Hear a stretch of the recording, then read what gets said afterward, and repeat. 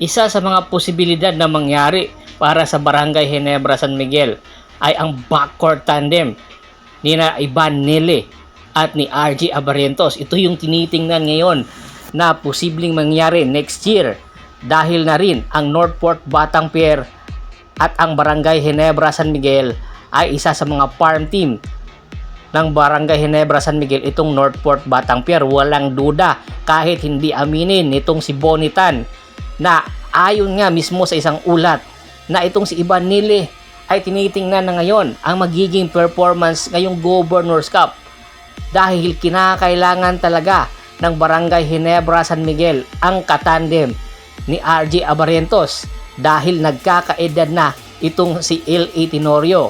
Kaya ngayon pa lang si Boss Al Francis Chua ay kinakausap na ng mabuti itong si RG Abarrientos kung paanong paraan at titingnan kung ano ang magagawa sa tandem na Nelly at Abarrientos. Alam natin na kailangan ito ngayon ng Barangay Ginebra San Miguel. At hindi lang sa Barangay Ginebra San Miguel, malaki rin ang posibilidad na makakatandem nitong si Abarrientos, itong si Nelly pagdating sa Gilas, Pilipinas.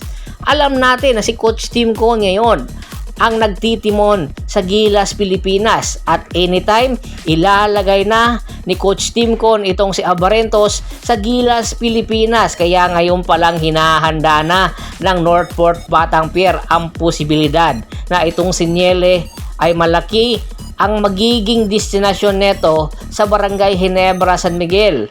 Kaya naman marami na tuloy ang nagsasabi pahihinugin pa ba itong si Nele bago ilipat ito sa Barangay Ginebra San Miguel dahil malaki ang posibilidad na gagawin din ni Nele ang ginawa ngayon ni Ildefonso at ni Robert Bolick Jr.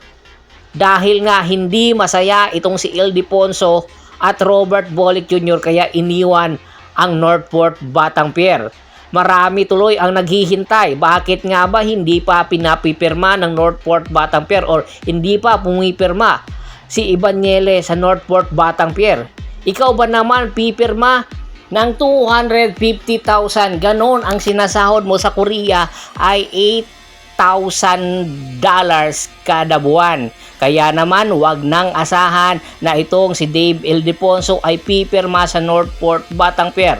At malaki ang tsansa na lumipat na ito ng Japan at doon na maglaro. Kaya itong si Abarrientos tinitingnan na ang Barangay Ginebra, ang makakatandem talaga ay itong si Nele. Napakalaki ng tsansa na lalong lalakas ang Barangay Ginebra San Miguel sa tandem na Abarrientos at Nele sa pagretiro ni L.A. Tenorio sa susunod na taon.